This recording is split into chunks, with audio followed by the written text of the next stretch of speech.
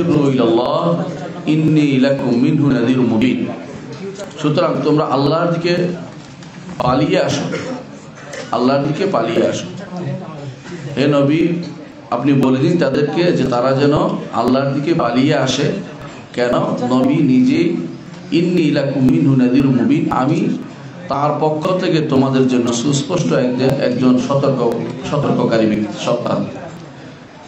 সতর্ককারী ব্যক্তি হচ্ছেন মুহাম্মদ রাসূলুল্লাহ সাল্লাল্লাহু আলাইহি ওয়াসাল্লাম। তিনি যে আহ্বান জানাচ্ছেন তা হচ্ছে আল্লাহর দিকে ফিরে আসো। বিষয়টা কেন আমরা বিষয়টি নিয়ে আলোচনা করব?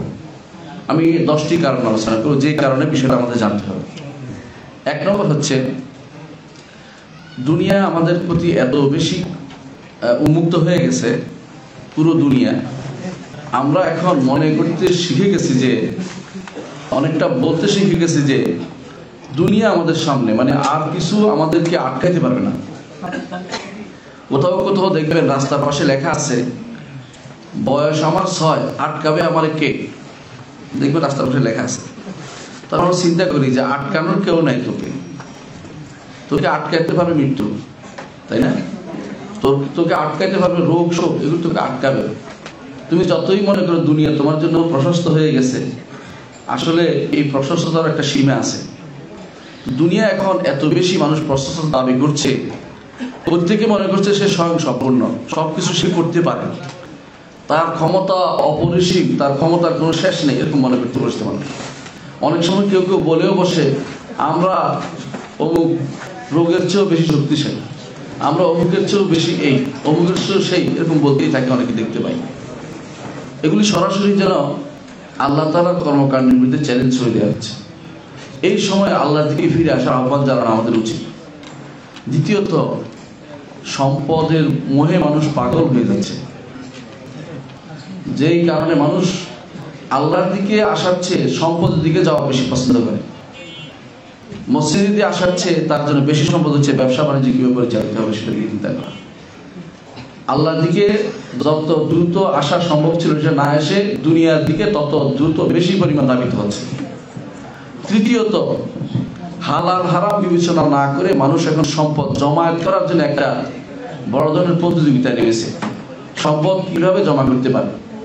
রাসূলুল্লাহ সাল্লাল্লাহু আলাইহি ওয়াসাল্লাম বলেছেন, কিয়ামতের আগে একটা আলামত বলেছিলেন যে যারা আনতারাল হুফাত আল উরাত আল আল্লাতা ইয়াতাতাওয়ালুনা ফিল বুনিয়ান, ইয়াতাতাওয়ালুন অর্থাৎ লম্বা করবে। এই যদি আজকে 1 তালা করে, সে 2 তালা করবে, ওই 2 তালা করবে, ওই 3 তালা করবে। এটা তাতাউল বলা হয়, মানে একটার উপর একটা কত বেশি দেরি করতে পারে, কার উপরে কেউ উঠতে পারে দুনিয়া নিয়ে। এই ব্যস্ততা এখন আমরা সবাই লিপ্ত, আমরা সবাই এইটার উপর লিপ্ত রয়েছি। সুতরাং প্রত্যেকেই যেন আমরা এই দুনিয়ার হালাল হারাম বাদ বিচার না করে জমা করার একটা প্রবণতা নিয়ে যাচ্ছি। চতুর্থ যেই কারণে আমাদের এই আয়াতটি জানতে হবে তা হচ্ছে আখিরাত থেকে আমরা বিমুখ হয়ে গেছি। আখিরাত থেকে বিমুখ হয়েছে। একটু আগেই আমরা আলোচনা করছি একটা বিষয়, সেটা হচ্ছে আখিরাত থেকে বিমুখ। মুখে বলি আখিরাত, কিন্তু আসলে কার্যত আখিরাতের কাজ আমরা করি না। অনেকে আখিরাতের কথা বলে থাকি। রাসূলুল্লাহ সাল্লাল্লাহু আলাইহি ওয়াসাল্লাম কবর জিয়ারতের কথা বলেছেন, ফাইন্নাহা তুযাক্কিরুকুমুল আখিরাত। কবর জিয়ারত তোমাদেরকে আখিরাতমুখী করবে। কবর জিয়ারত করে বলতে থাকি আল্লাহ আমারে পাশ করাই দাও, তত ভালো ছিল। কিন্তু মাঝে মধ্যে কি বলে, আপনি আমারে পাশ করাই দেন, তাই তো? কবরওয়ালার কাছেই যাই বসছি।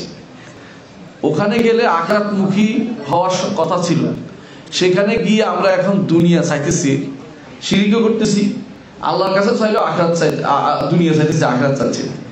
তো আমাদের এখন আখিরাত মুখিতাটা একেবারেই কমে গেছে, মুখে বললেও বাস্তবে অনেক বেশি দূরে আমরা।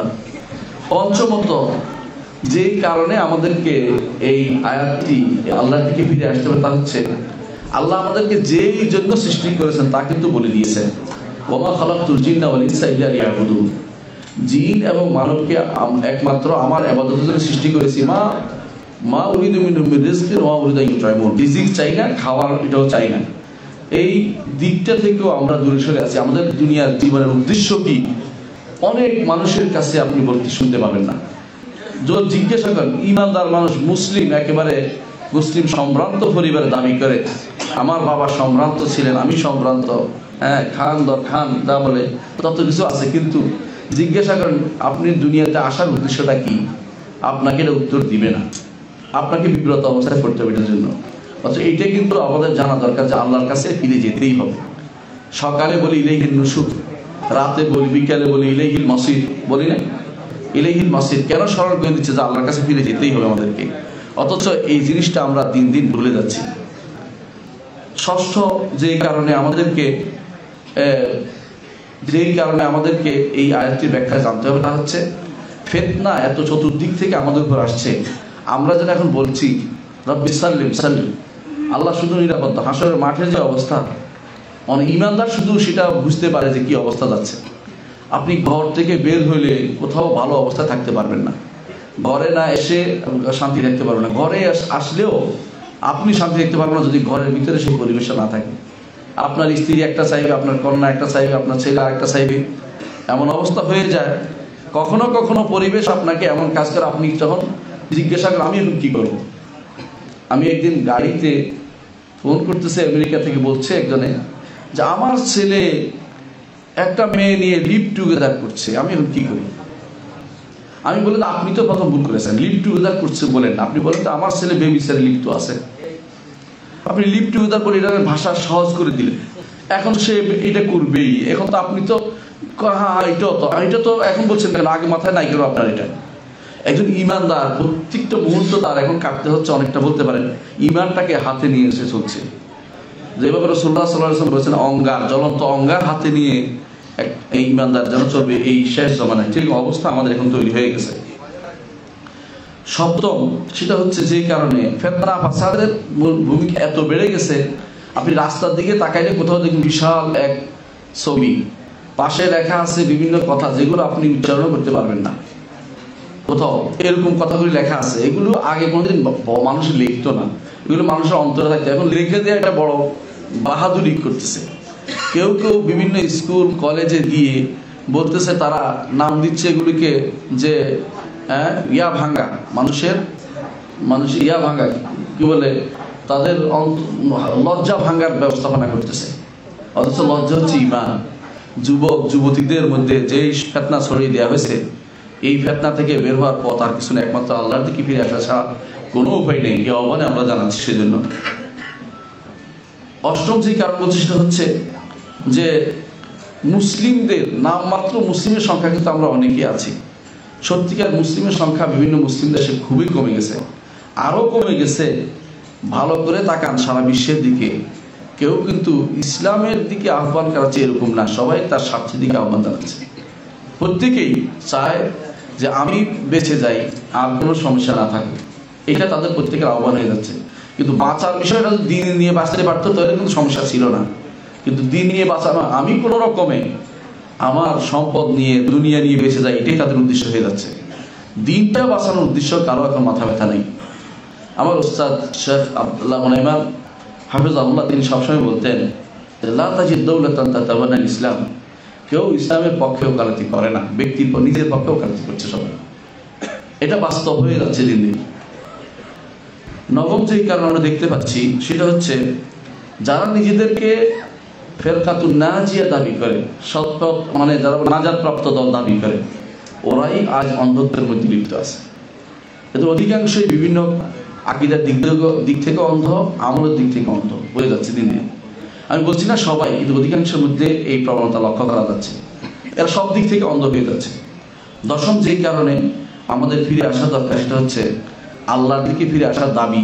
এই দাওয়াত নবীদের ছিল, সাহাবায়ে কেরামের ছিল, তাবেঈনদের ছিল, ইমামদের ছিল। এই দাওয়াতের আহ্বানে আমাদের আল্লাহর দিকে ফিরে আসার আহ্বান আপনাদের জানাচ্ছি। আমরা যদি দেখি আল্লাহ তাআলার এই বাণীটি ফাফিরু ইলাল্লাহ, এটার অর্থ কি, কেন তিনি আল্লাহ তাআলা এই কথা এখানে বললেন। ইমাম কুরতুবী রাহমাতুল্লাহ আলাইহি বলেন, এর আগের আয়াতগুলো যদি কোনো কেউ চর্চা করে, আগের আয়াতগুলো নিয়ে চিন্তা করে, তখন তাকে স্পষ্ট হবে আগের আয়াতগুলোতে আল্লাহ তাআলা উল্লেখ করেছেন আল্লাহ তাআলা আগেকার সমস্ত উম্মতকে কেন ধ্বংস করেছেন, কারণটা উল্লেখ করেছেন। ধ্বংস থেকে যদি বাঁচতে হয়, দুনিয়া ও আখিরাতের বিপর্যয় থেকে কাউকে বাঁচতে হলে অবশ্যই তাকে আল্লাহর দিকে ফিরে আসতে হবে। এই জন্য আল্লাহ তাআলা তার নবীর মুখ দিয়ে বলে দিচ্ছেন যে আপনি বলে দিন আপনার কওমকে, যদি ওই পরিণতি তোমাদের না হতে হয়, পরিণতি থেকে বাঁচতে চাও, ওই অনিবার্য ধ্বংসের পরিণতি বাঁচতে চাও, তোমার আল্লাহর দিকে তোমাদেরকে ফিরে আসতে হবে। আল্লাহর দিকে ফিরে আসার অর্থ কি? এক একজনকে তো এক এক অর্থ করবো। আল্লাহর দিকে ফিরে আসলাম, আমি বললাম আমি ফিরে আসলাম, দাবি করলেই তা নয়। আমি অর্থ কিছু বলবো, তারপরে ইনশাআল্লাহ সর্বশেষ কনক্লুশন আসবো। আল্লাহর দিকে ফিরে আসার অর্থ করেছে ইবনে আব্বাস রাদিয়াল্লাহু আনহু যে ফিরু ইলাল্লাহি বিত্তাওবাতি মিন যুনুবিকুম, তোমাদের অপরাধ থেকে, গুনাহ থেকে তওবা করে ফিরে আসো। আবু যার কালামুনি একজন ভালো লেখক, তিনি পুরো একটা বই লিখেছেন শুধু এটার উপরে, আর কিছু বাড়ান নাই। উনি বলছেন তওবা করে আল্লাহর দ্বীনের দিকে ফিরে আসাটাই মূলত উদ্দেশ্য। ইবনে আব্বাস রাদিয়াল্লাহু আনহু এই বক্তব্য দিয়েছেন এবং এই ব্যাখ্যাটা সবচেয়ে বিশুদ্ধ ব্যাখ্যা তার কাছে মনে হয়েছে, তিনি সেটাই লিখেছেন। তার থেকে ইবনে আব্বাস রাদিয়াল্লাহু আনহু আরেকটি বর্ণনা আসছে, তিনি বলেছেন ফিররু মিনহু ইলাইহি ওয়া আমালু বিতাআতিহি, আল্লাহর ভয় থেকে ফিরে আল্লাহর রহমতের দিকে আসো। ফিররু মিনহু ইলাইহি, আল্লাহ তাআলার পাকড়াও থেকে ফিরে তোমরা আল্লাহ তাআলার রহমতের দিকে আসো। তার কাছে ছাড়া কোথাও পাকড়া পালানোর কোনো জায়গা তোমাদের নাই, এবং তার আনুগত্য অনুসারে আমল করো। এটা হচ্ছে আল্লাহ থেকে ফিরে আসা। মুহাম্মদ ইবনে আব্দুল্লাহ ইবনে ওমর ইবনে ওসমান রাদিয়াল্লাহু আনহু তিনি বলছেন, অর্থাৎ এমন জায়গায় ফিরে আসো যেই জায়গাতে আল্লাহ তাআলা তোমাকে দেখা পছন্দ করে, যেই জায়গাতে তোমাকে দেখেছে অপছন্দের জায়গা, সেখান থেকে তুমি আল্লাহ যেখানে পছন্দ করে সেখানে ফিরে আসো। এটা হচ্ছে এর অর্থ। হুসাইন ইবনে ফদল বলেন এর অর্থ হচ্ছে আল্লাহ ছাড়া সব কিছু থেকে ফিরে আসো, কারণ আল্লাহ ছাড়া অন্যদিকে তুমি গেলে সেখান থেকে আসলে কেউ তোমাকে বাঁচাতে পারবে না। আল্লাহ যখন পাকড়াও করবে কেউ বাঁচাতে পারবে না। আবু বকর ওয়াররাক বলেন, অর্থাৎ শয়তানের ইবাদত থেকে ফিরে, শয়তানের আনুগত্য থেকে ফিরে আল্লাহর আনুগত্য থেকে ফিরে আসো।